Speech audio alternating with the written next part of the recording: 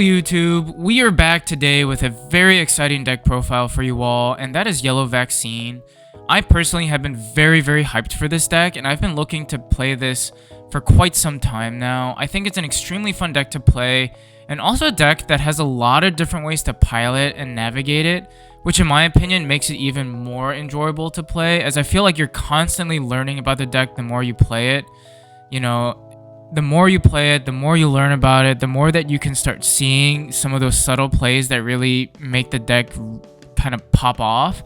And I feel like that's just so gratifying. But anyhow, we'll start with the deck profile itself, go over my ratios, and then afterwards jump into more of a short discussion on how the deck plays, what it wants to do, and how to set up some of those combo plays. Keep in mind that this is still very early on in my testing, so I'm not going to claim to have mastered this deck by any means at all. So please, feel free to drop your feedback, your comments, any suggestions that you folks may have down below in the comment section. And for those of you always tuning in, as always, just a huge thank you for all the support that we've been getting. It really does mean a lot. And we look forward to making more videos for you like this in the future. But enough chit chat, let's hop right into the deck profile. Alrighty guys, so we'll start off with our eggs. We are running 4 of the old BT-14 Kyaromon and 1 of the new Tokomon. I'm running 5 eggs mainly because games are long with how much you're recovering.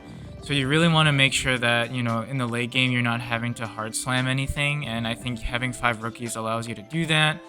Kyaromon is my main one mainly because of jamming. I like that ability to have that aggression because sometimes these recovery decks do struggle with that, extra push that it needs to get it over the line. So I think Kyaramon's a lot better in terms of how I like to play.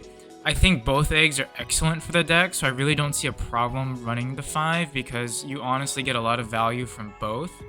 So I think it really you don't miss with your 5 eggs here. Moving on to the rookies, we've got 4 of the new BT-14 Patamon.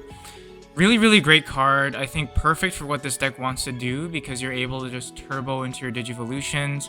Start your main phase being able to Digivolve into a Vaccine card basically from your security stack for free. And then placing something from your hand back into security has so much value. And I think with some of the Tamers and the synergy that you have with it, you actually have a deck that's extremely memory efficient as well, which is one thing that I feel like, again, these recovery decks struggled with, is that the memory efficiency and the speed was just not there to keep up with a lot of these meta decks. Now, Patamon and a lot of the Tamer support that we got in this set allows you to do that, so I think absolutely busted card, perfect for this type of deck, and an absolute 4 of. The rest of the rookies here, we're going to be doing a little bit of more like a tech sort of spread. So we do run 2 Kudamon from BT-13, mainly for, again, additional cycle and draw. Being able to look at 3 and then potentially like pull out another Vaccine card and a Tamer, I think has a lot of value. And then Cutemon is a nice floodgate for reducing Digivolution costs.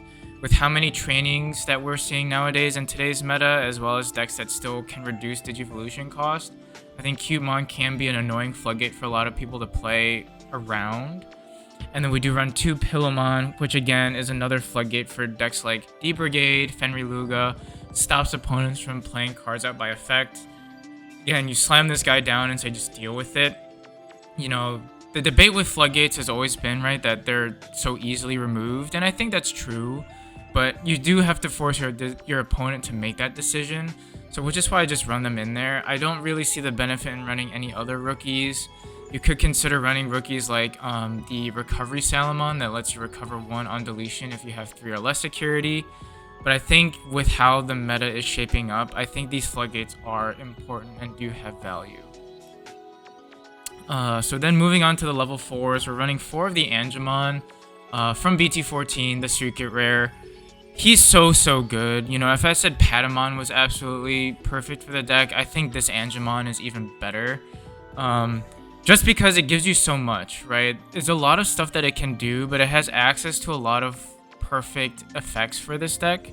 So, you Digivolve for 2 over a Patamon, but the hope is that you're Digivolving it off of Patamon's effect, right, from security.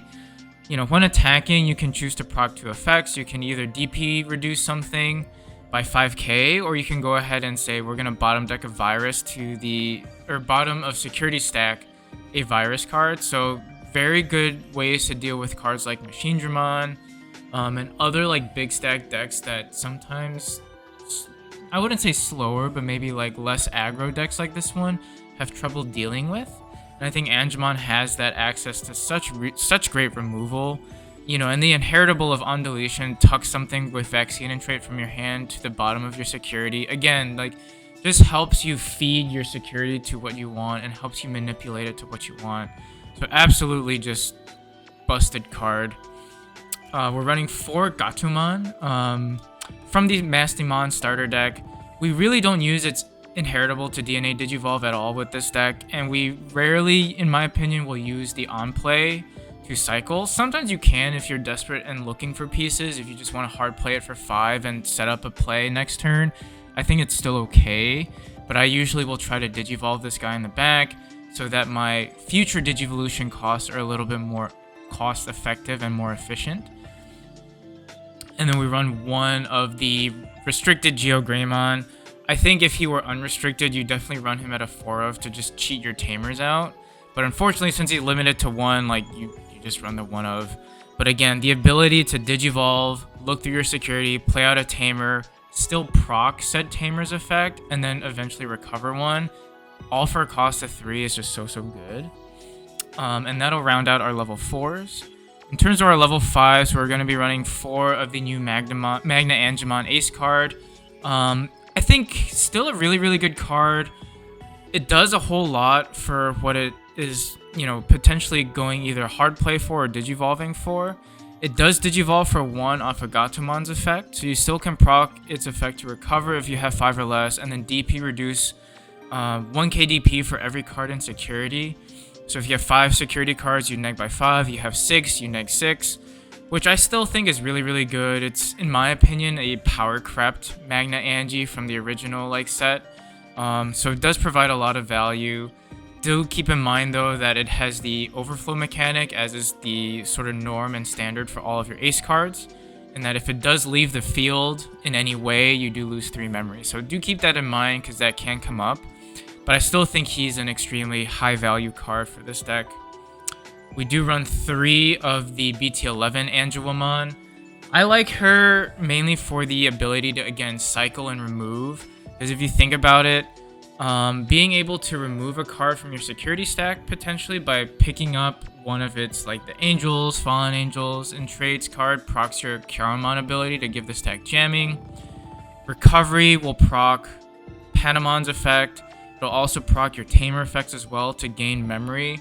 So if you think about it, like Angemon on top of a Gatomon, if you have the right stack and the right Tamer setup, will Digivolve initially for 1, but could potentially net you memory, depending on what you get and what's in your security. So I think it does represent a lot of value just to turbo up and give yourself more memory efficient plays. So which is why I run it at a 3 of. The inheritable to have blocker, in my opinion, will rarely ever come up. But it can sometimes depending on your board state. So it's not a necessarily like lost inheritable. It still can come up. But the majority of why I'm running her is her cycle effect. We do run 1 of the EX1 Angemon.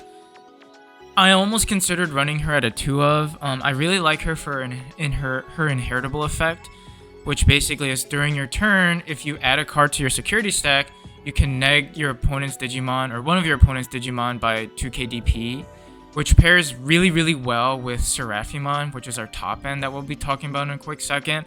So I think absolutely great in being able to potentially neg up to 9k and blow something up. Is great value. I think when attacking doesn't really come up as much. If you have 3 or more, you can neg 2k on a Digimon in your opponent's security. Again, not as relevant. I think her inheritable is a lot more relevant and really good. I'm definitely considering bumping her up to a 2 of. We wrap up our level 5s with 1 MagnaAngemon from EX1. When Digivolving, or when attacking, it's very similar to Angemon, where if you have 3 or more, you give the Digimon in the stack plus 4k DP until the end of your opponent's next turn. So can come up, I think, if you're anticipating like in the mirror match, like someone to Seraphi you right back. You give your stack an additional 4k DP to make that a little bit more difficult to do that. And the Inheritable also syncs up very well with, you know, what this deck likes to do in general, which is recover. During your turn, once per turn, if you recover into your security stack, you add a card to your security stack, you gain a memory. So, as you can probably tell, right, with Patamon, your Tamer effects, with potentially this card as well, you're gaining a lot of memory and making your plays super, super efficient, which is really, really good. So that's why I run these two out of one of, just as like, you know, random tech choices that can have relevance here and there. In terms of our level 6s, we're running 4 of the new Seraphimon. Absolutely beautiful card, if I may say. Not just by the effects, I think the art is just wonderful. But the effect is huge. I think we finally have a Seraphimon that's like relatively meta relevant now, and keeps up. You know, I think the OG Seraphimon back in its time was very, very good. It just never evolved and never adjusted to what the meta wants to be. And I think this is the power corrupt version of that card. You know, being able to digivolve, proc a recovery, and then whenever a card is returned to your security, you gain security check +1, and you can also neg 7k DP on an opponent's Digimon, which can come up a lot. Note that this is an all turns effect, not just a your turn effect. So if you're recovering, or even just adding a card, doesn't have to be recovering. If you're adding, right, like say a TK, something gets hit in security, you add a card back to security, Seraphimon can proc, neg 7k on something on your opponent's board, which can be extremely frustrating and annoying to run up against. You know, and pair this with jamming, 2 checks, you're looking pretty good in terms of aggression as well, right? So I think this really helps these sort of yellow recovery decks keep up with a lot of today's meta, because you have this aggression piece now. So really, really good. We're going to round out our level 6s with 2 Shadow Seraphi from EX4. More of a defensive card. I do like it in terms of, you know, you go into your Seraphimon, you're able to swing for your 2 checks jamming, and then ending turn by just going into a Shadow Seraphi, I think has a lot of value. Because Shadow Seraphi then says, okay, well, you know, I've done my aggression, I'm going to start building my next stack, but while I build my next stack, I'm going to make your life a little bit more difficult. You know, because every time something is removed from your security stack, during your opponent's turn, you can proc Digivolve 1 on one of your opponent's Digimon. And a key thing to note about this effect is it's not a like once per turn. It's every time something is removed, you proc the Digivolve 1. Which can be extremely annoying for a lot of decks, particularly like Melga, All Force, Mirage, maybe even Imperial, right? Where like these decks that like to unsuspend swing for multiple checks. This really like mucks up that gameplay. And then on deletion, again, really good in the sense that you recover 1, and then you can give a huge DP bomb on one of your opponent's Digimon. You neg 4k for every card in security. So even if you're only at 3 or 4 security, you can neg up to 12, 16. If you're doing what this deck wants to do, more often than not, you'll be at like 6, sometimes 7, 8 security. If this dies and that you have a big stack in security, you can clear almost anything, right? Even like these big War Grey stacks that are DP climbing, you can still do that. Which is, I think, great sort of defensive control that you can spice in with this deck. Which is why I do like Shadow Seraphi. I thought about sprinkling in a Venusmon, because I really do think Venus is still one of the best, if not the best, sort of floodgate card in the game. But with how many on-play effects and on-play cards that we're getting now in this meta, like with Fenrir Luga, D-Brigade, I feel like her, you know, sort of security blanket effect isn't as effective or isn't as relevant anymore. I still think she's really good. I still think she does find ways to sneak into this list down the line. But for now, I'm content with my 4 and 2 split of the Seraphi sort of variants. And then rounding out our Digimon with our level 7s, we're running 2 Death X and 2 Shine Ruin Mode.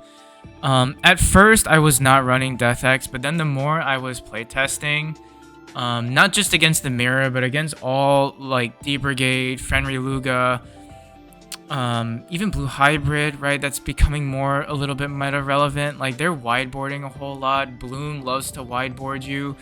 Death X is just so good, and it's just so effective in what this meta is nowadays, right? It's an extremely good counter, extremely good defensive mechanism that says, look, I'm going to wipe your board and I'm going to be an annoying body that could potentially stick. If it sticks, you're going to have to deal with a lot of what it can do, right? And at the end of the day, too, if it does live, it just ends up being a big beater, right? That you can just keep swinging and poking away at security with. So I think a really, really good card. If I could run a meta 3 of, I would definitely consider it. You know, full transparency, I don't have 3. Otherwise, I probably would run 3. I've seen builds that have run 3. TJ has a build that is running 3 that's absolutely nasty. So I do see that it works as a 3 of, but for now, I'm running it at a 2. And I'm running 2 ShineGrey Ruin modes. I think Ruin mode, again, similar to Death X, is just a huge defensive floodgate for this deck. You know, with how memory efficient a lot of your Digivolution plays are, you know, you can easily go into this guy and still keep turn or be still very memory efficient about it. Give your opponent minus 5k global blanket effect, which, you know, if you're playing against the mirror, for example, they can't promote their Pata because it's going to die, can't proc the Patamon effects, and they lose sort of that like ramp up play that they want. So it slows them down a turn, potentially 2 turns if you're able to just swing pop on your end of attack effect and give it an additional minus 5k blanket. So to a lot of these decks, you don't have to worry about swinging same turn. You can kind of threaten that minus 5k blanket and still have another turn where it can be viable at your end of attack. So I think you're able to slow people down now like multiple turns with Ruin mode, which is just so good, and can help you build your next stack in the bag, and then by the time you're ready to go, have your second stack ready to go and have more aggression plays going. So I really like these 2 level 7s as a ways to help you build your second stack, because ultimately I do think this deck is more of a sort of dual stack deck. You know, you want to be building multiple stacks and going into it.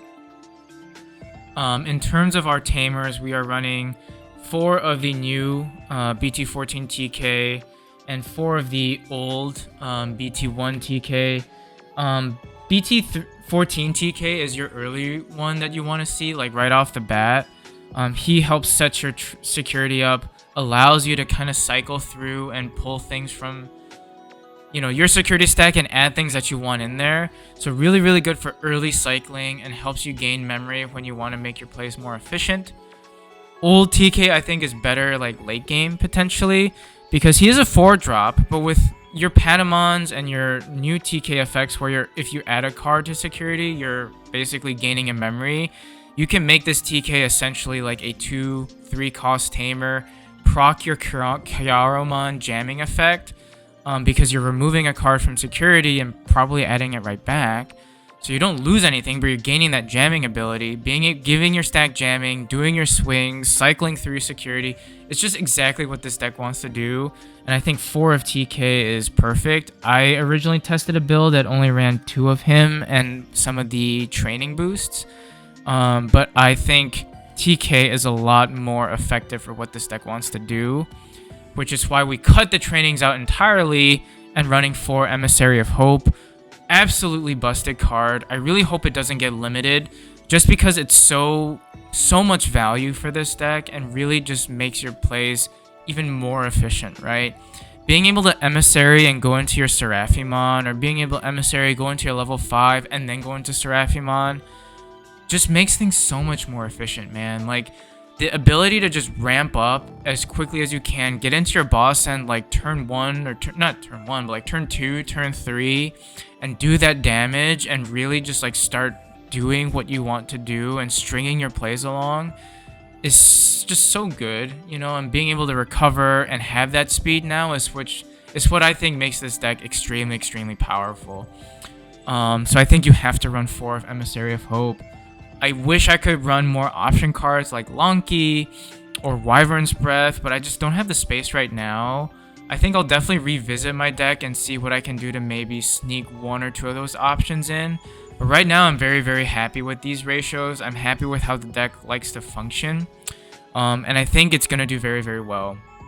So that's the deck profile. Let's hop right into a very short discussion on, how to play this deck and how to set things up. Alrighty, guys. So let's talk about what Vacine as a deck wants to do, right? And it really just wants to cycle, and keep on cycling through security. Your sort of early game mantra, which we'll talk about in a little bit, is to really just set up your security so that once you are able to push up with your Patamon and make that initial play, you're able to kind of just climb the chain as quickly as possible into your top end in the most memory effective way. You want to use your Digimon effects and your option effects to just keep cycling your security, adding cards in hand that you want in there to potentially digivolve into your security to pull out pieces that you may end up needing. So it's a game of like setup, right? Where you want to look at your security, see what's in there, see what you may need, take it out and add something that can help aid into that progression and aid into that climb. So it's really about planning as well, right? You kind of want to be reading the board state 2-3 turns ahead so that you know when to proc certain effects, how exactly to proc it off, and what the right moment is. So it's a little bit reactive in that sense, but it does have that good mix of aggression as well, right? Sort of like we talked about with Seraphimon swinging 2 checks jamming. That is a very, very good early aggression piece that helps us deck keep up, in my opinion. And it does have that perfect balance, I think, of like being able to react, be defensive and stally with your recovery, be a bit controlly with your DP reduction with Shadow Seraphi even, and then also aggressive, like I said, with Seraphi. So it has all the components that you would want, which is very, very classic of these sort of recovery decks. But I think the new pieces really help to balance out that spread where it's not just solely focused on recovery. You have those other pieces as well. And what's nice about Vacine is that there are so many different variants to the archetype itself. There's so many different ways to play it, so many different ways to set up your deck. As you saw in the profile, I'm running the more Angel variant where it's focused on recovery. I'm not running the Venusmon package, but some people will be, where they're kind of focusing on a little bit more of that recovery control part. There's a very, very fun build that TJ sort of championed and we've been testing out and tinkering around with Shakomon and DNA Digivolving. Utilizing that yellow-blue mechanic to recover, to bounce, DP reduce, and have that sort of bit of control has been extremely fun. There's the pure aggression version of Vacine, which utilizes things like ShineGreymon to give yourself check +1. There's also the Kazuchi build that I have tried out, which arguably was very, very fun, just not really my playstyle, where you can swing multiple checks with Kazuchimon, restand with Boutmon, and swing again with jamming. And obviously with Vacine always comes the security control part where you kind of focus on options, control, Death X, Shadow Seraphi, and stuff like that. So there's just so many different ways to run Vacine that I think it's going to be extremely fun seeing different people put in their sort of flavor, put in their spice to it. So early game setup, you really want to be seeing BT14 T.K almost like as soon as possible, right? Like that guy should be in your hand, hopefully turn 1, turn 2. The earlier you can see and play him, the better, because he allows you to put something into security that you want, pull something to see what's in there, and then kind of just keep cycling through. If you have Patamon, I think that's even better, right? Because if you can Patamon in the back, play out a TK, then your opponent passes you over, you can raise your Patamon, proc its effect to hopefully digivolve into what you just put in there with BT14 T.K and kind of cycle along your plays that way. So I think BT14 T.K is just really, really good for early game setup and allows you to help set up your memory efficiency later in the game, as it does help you chain along those memory manipulation plays that you do with your Digivolution plays. So late game strategy, I think that's where more of your BT1 T.K does, because if you have a couple BT14 T.Ks and a Patamon in your stack, you play out BT1 T.K for 4, Yeah, it's a 4 cost to drop, but you will probably gain like 2 to 3 memory back by its effect and proccing your other Tamer effects. You unlock jamming from your stack because you've potentially removed something from your security stack. Now you have Seraphimon hopefully swinging for multiple checks, or Shadow Seraphi swinging for a check or two with jamming. You know, that really helps you sort of manipulate your stack effects as well as just keep cycling through your security. Use your Shadow Seraphi and your Ruin modes to pass turn potentially, but slow your opponent down, right? In today's meta, both of those cards along with Death X can really just put a roadblock into what your opponent wants to do. So being able to utilize Shadow Seraphi to keep de-digivolving and potentially neg a huge amount of DP on your opponent, or use Ruin mode to just do a blanket DP reduction so that they can't play anything out or move anything up from raising, can be extremely, extremely effective. Because what this deck ultimately wants to do, and I think what helps you win these games, is that you want to be able to turbo into your first stack, proc off your effects, go into something like Ruin mode or Shadow Seraphi that buys you like a turn or two, because you want to be building another stack almost immediately, right? You want to be able to go into your second stack. If your first stack is dealt with, that's okay, because you have something else that's ready to go right out of the gate, you know? And the same thing would go for that next stack, right? You push that next stack up, your next focus should be, okay, we get into the top end, but how do we build that third stack? Your strategy should be similar to what you're doing with your security, is just cycling your stacks through. You want to be pushing up, doing what you can with that stack, doing what you can get out of it, and then start building your next one right away, right? And that's what you want to be doing with this. You don't want to focus on a big body that sticks. You want to be focusing on multiple big bodies that can proc off their effects and accumulate to a win. Some strengths about this deck, I think, is just the insane amount of recovery that you can do, and an insane amount of just memory manipulation, cycling through security, and you never really brick. You know, you're able to do so much and cycle through so much that, yeah, you may not have like a great hand, but you're able to just work your way out of it.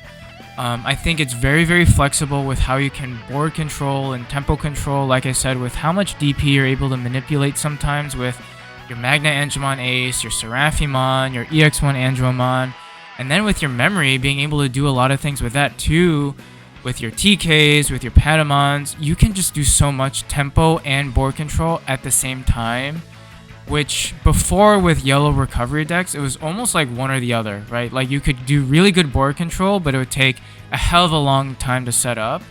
Or you could really make your stack super fast, but you're sort of a glass cannon and you couldn't really do much of board control. I think this deck does both, and does both really, really well.